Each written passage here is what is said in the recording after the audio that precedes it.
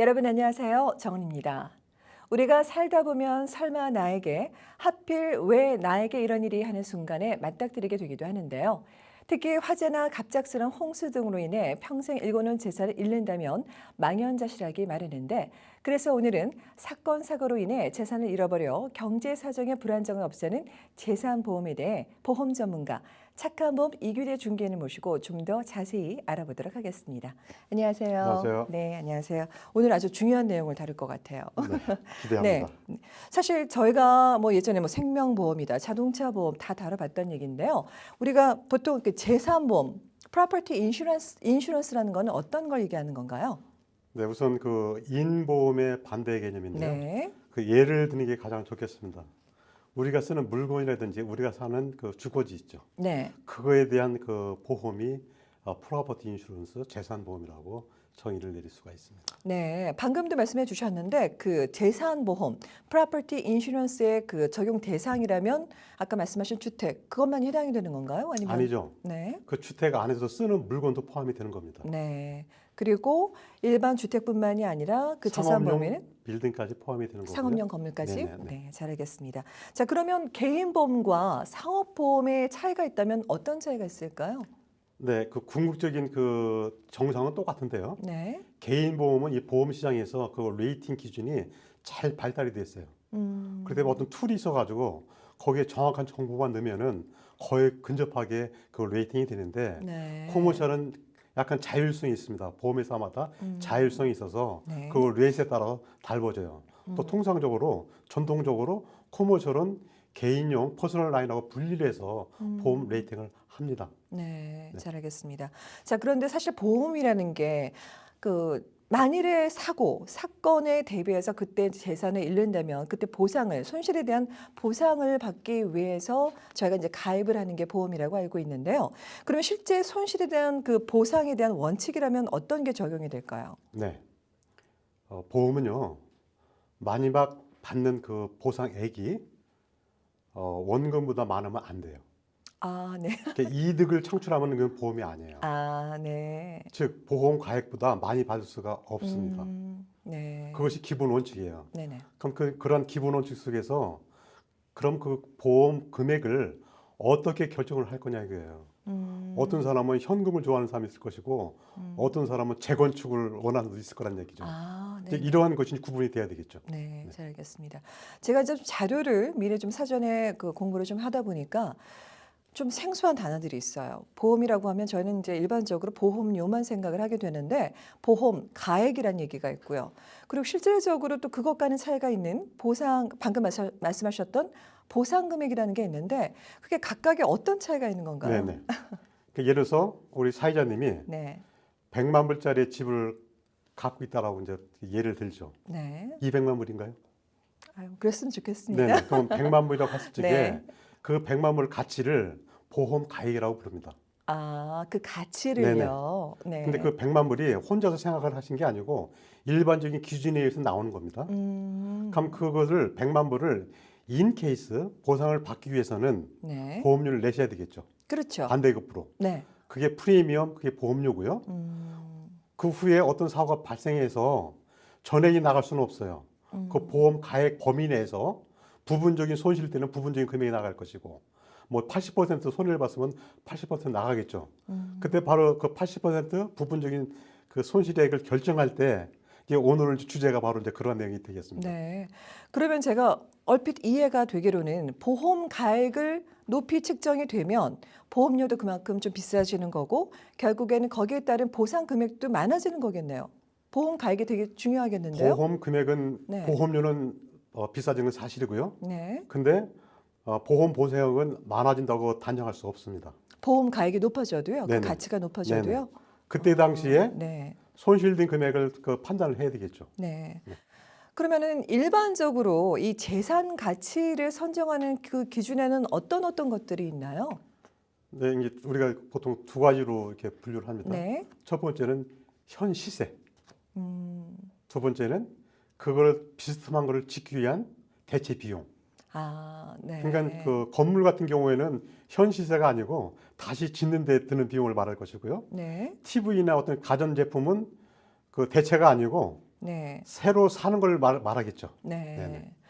아까도 말씀을 얼핏 해 주셨는데 사실은 그 전액을 다 보상을 받는 게 아니라는 말씀을 해 주셨어요. 네네. 그리고 이제 얼핏 저희가 아까는 뭐 잠깐 저희가 노출기는 했지만 코어 인슈런스라고 얘기를 하나요? 네네. 이름 자체도 상당히 생소하기는 한데 네네. 그 다른 이유가 정확히 뭘 의미라는 거죠? 예, 요거를 코어 하기 인슈런스는? 위해서는 네. 일반적인 의미가 어떻게 사용되는지 보험 시장에서 사용되는 거를 이제 간단하게 짚고 넘어가기 좋겠습니다. 네. 공동 인수라는 개념 속에서도 코 인슈런스라는 말을 씁니다. 아까 말씀하셨던 여러 개 회사에서 나눠서 하는 그 경우를 그렇죠. 말씀하시는 네네. 거군요. 두 번째는 네. 도덕적인 해이에 따라서 그 보험에 들은 상품을 보상을 받을 수가 있으니까 네. 아무렇게 관리했겠죠. 아. 그러면은 잊어먹는데 그 신경을 안 쓰는 거예요. 그래서 거기에 보험 공동 책임이라고 하는 그 코 인슈런스 개념을 도입을 했어요. 네. 예를 들어서 전화기 요즘 셀폰이 보통 1,000불 갑니다. 네네 비싼 건 그렇죠. 이거 잊어먹으면은 보험에서 다 100% 보상 안 한다는 거예요. 당신이 조금만 주의를 기울였으면은 되는데 잊어먹었으니까 당신도 20에서 30% 당신도 책임을 지라는 얘기예요. 아, 그때 네. 공동 책임이죠. 네. 잘 이제 그런 의미가 알겠습니다. 있고 네. 오늘 주제 코 인슈런스는 공동 보험이에요. 그래서 이걸 좀 더 이제 그 뒤에 또 설명드리겠지만은 보험 가입 시기와 손실 시의 보험 가입이 대부분이 다르고요. 네, 다를 것 같아요. 네네. 뭐. 그럼 얼마만큼 그 인정을 해주겠느냐 이죠.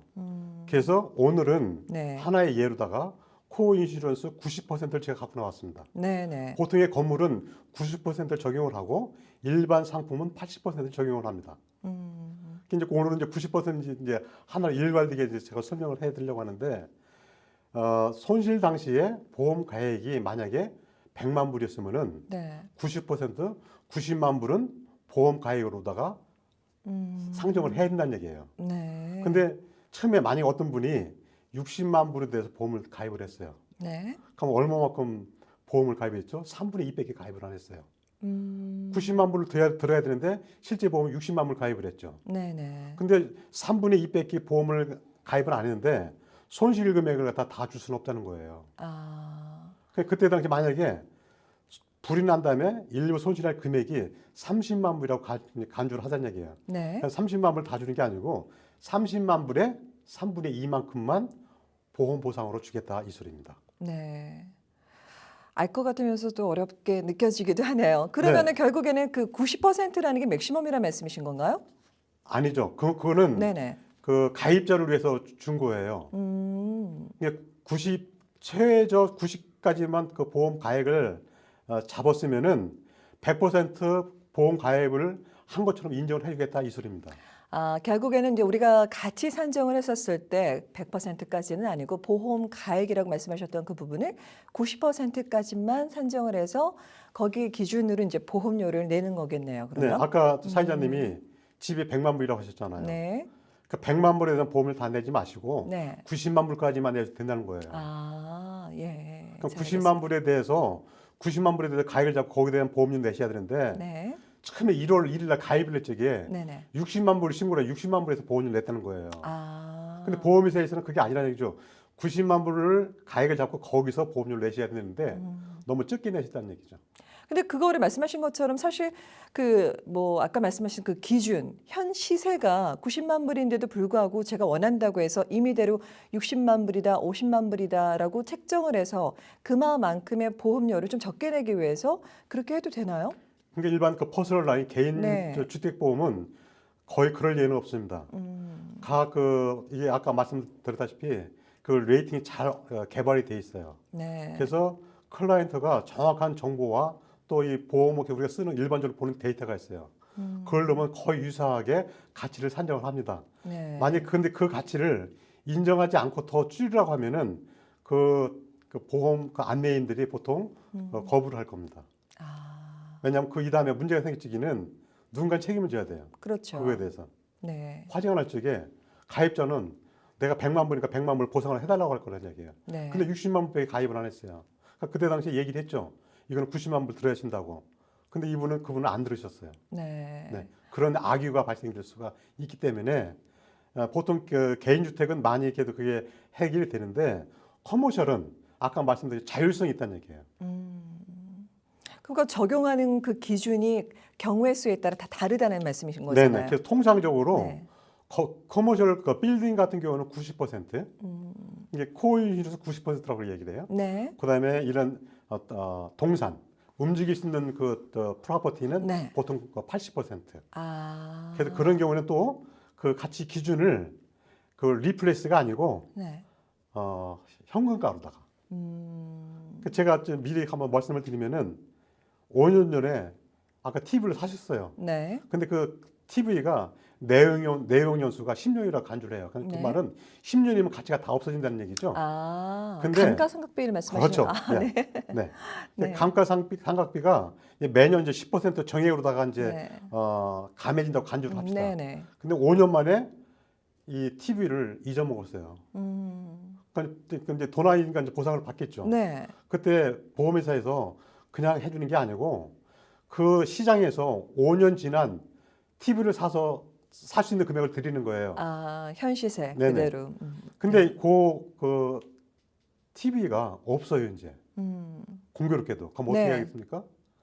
그거에 준하는 새 TV를 산다는 가정하에 네. 그 가격을 주는 게 아니고 그 가격에서 5년 지났다고 그랬죠. 네. 5년의 감가상각을 뺀 나머지 금액을 지급을 하는 거예요. 그러면 뭐 사실 새로운 그 TV를 대체할 수 있는 금액까지는 안 뭐 되죠. 안 되겠네요. 네. 그것이 바로 그 현 시세를 기준으로 하는 방법이고요. 네. 이제 두 번째로다가는 아까 얘기한 대로 이제 그 리플레이스먼트죠. 네, 네. 교체하는 대체하는 거. 네. 대체하는 거. 이것이 이제 보통 이제 부동산은 현 시세가 안 되기 때문에 보통 그렇게 해주죠.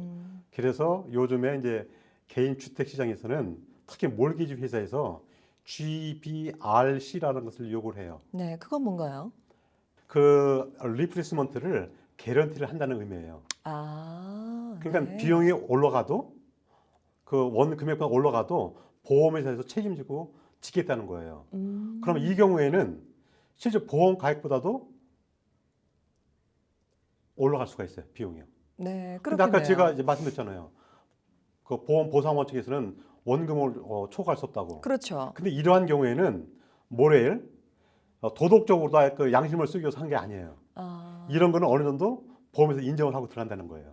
네. 네. 그러니까 제일 중요한 것은 이제 양심적 이제 사기죠, 사기. 네. 그런 것을 최대한 억제를 하기 위해서 네. 이런 여러 가지 방법이 나오고 있습니다. 그럼 보험사에서조차도 판단하기가 상당히 어렵겠어요. 어떤 그 네네. 사건 사고가 났었을 때. 예, 물론 이제 그래서 전문가들이 다 있으시겠지만.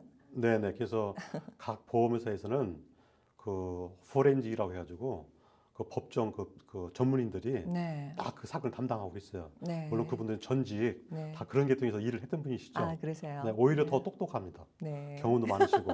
네. 네. 그런 분들이 다 조사를 해서 음. 적법하게 판단을 하고 그에 의해서 이제 보상 처리가 마무리가 됩니다. 네, 잘 알겠습니다. 오늘 저 이 선생님께서 나오신다고 하니까 사실 제 주변 분들이 이거 꼭 한번 여쭤봐 달라고 아마 실제로 겪었던 일인 것 같아요. 많은 분들이 공감하실 텐데 그 갑작스러운 이제 홍수나 아니면 이제 뭐 비 때문에 이제 아무래도 배수가 잘 안 돼서 그런 게 아닐까 싶은데 그 지하실이 침수가 됐어요. 그래서 거기에 있던 카페 다 젖고 밑에 내려놨던 냉동고 다 고장 나고 마침 그때 이제 사용을 했던 이제 뭐 랩탑 같은 거 노트북 다 지하에 있었단 말이죠. 그래서 더 이상 사용을 할 수가 없게 됐어요. 그런 경우에 다 그 보험을 통해서 보상을 받을 수 있는 건가요? 네, 보상을 받을 수 있고 못 받을 수 있습니다.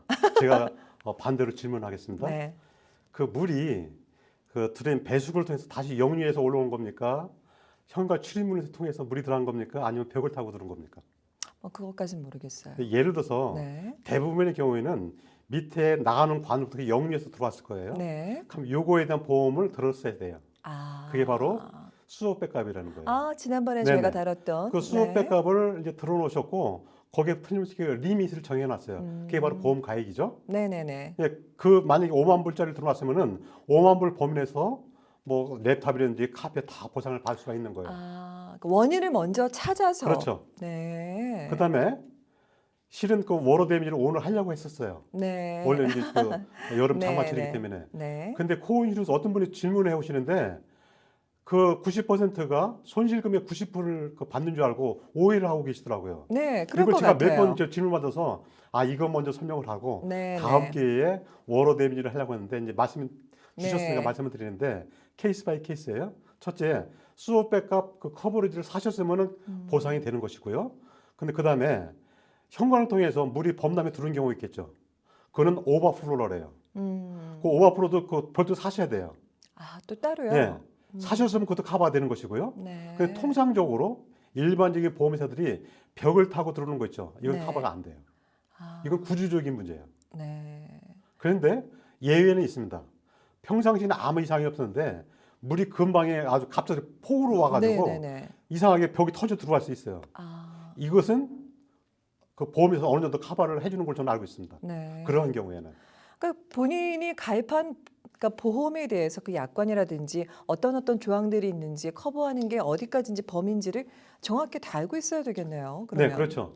근데 그것이 바로 보험 폴리시에 네. 그 워러 데미지 부분에 상세하게 세부에 나와 있어요. 아, 그래요. 근데 만약에 요즘은 옛날에는 화재보험이 주가 되는데 요즘 워러 데미지가 주가 됐어요. 거꾸로요. 아, 그래요? 네네. 네. 그래서 보험료가 싸다고 하면은 틀림없이 워러 데미지 물피해 보상 한도가 적거나 없을 거예요. 그거를 시청자분들은 꼼꼼하게 한번 이번 기회에 체크를 해볼 필수 있는데 네. 간단합니다. 보험 서류에 워러 데미지 부분, 네. 프로퍼티 인셜 들어가서 그걸 확인하든가 네. 아니면은 저 같은 전문가한테 네. 질문하면 고모지들이 답변을 해드려요. 네. 어쨌든 몇 페이지인지 보라고 말씀하죠. 아, 예. 네네. 잘 알겠습니다.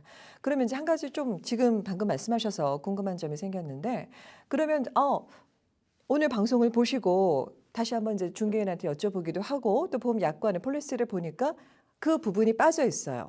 그러면 저 추가적으로 그 계약 기간이 남아 있는데 중간에 이렇게 다시 한번 추가를 할 수가 있는 건가요? 네. 지금 즉시 전화 한 통하면 되는 겁니다. 아, 그래요? 네. 네. 그러니까 지금 전화를 한 통을 해서 폴리시를 못 받았어도 전화해서 나 지금부로 가입을 하고 시작하면은 그때부터 이펙티브가 유효한 거예요. 아, 그래요? 지금- 곧바로요? 네네. 네. 보험 서류가 안 왔어도 일단 얘기를 했으면 그때부터 유효한 거예요. 네. 그러니까 지금 각자 확인하셔서 여러분처럼 어떻게 꼭 될지 보셔야 모르잖아요. 되겠네요. 예. 그 만약에 안 된 것 같다라면은 전화하셔서 브로커나 에이전트한테 그 워러 데미지가 포함이 됐느냐 안 됐다 하면 지금 가입을 해달라고 하세요. 네. 이게 좀 순서가 뒤바뀌었는지 모르겠지만 결국에는 나는 그런 거 저런 거 걱정 안 하고 나는 특별히 뭐 조금 가치가 있을 만한 그런 재산이 없기 때문에 보험 가입을 안 하겠다라고 해서 거부할 수도 있는 건가요? 네, 이거는 강제 보험은 아닙니다. 네. 근데 이제 소 잃고 외약간 고줄 수는 없지 않습니까? 네. 네. 알겠습니다. 오늘 유용한 말씀 너무너무 감사합니다. 다음에는 이제 말씀하셨던 것처럼 저희가 좀 더 세부적으로 이제 워러 데미지에 대해서 좀 다뤄보도록 하겠습니다. 오늘 말씀 감사합니다. 네, 감사합니다. 요즘처럼 건조한 날씨가 계속되는 봄날엔 자칫 실수로 인해서 화재 사고가 발생하는 경우가 많은데요. 사소한 부주의로 인해서 소중한 재산을 잃는 일이 없도록 각별히 신경 쓰시기 바라면서 저는 여기서 인사드리겠습니다. 시청해주신 여러분 고맙습니다. 본 프로그램은 메이크업 협찬 미라전, 헤어 협찬 김은한 헤어살롱 제공입니다.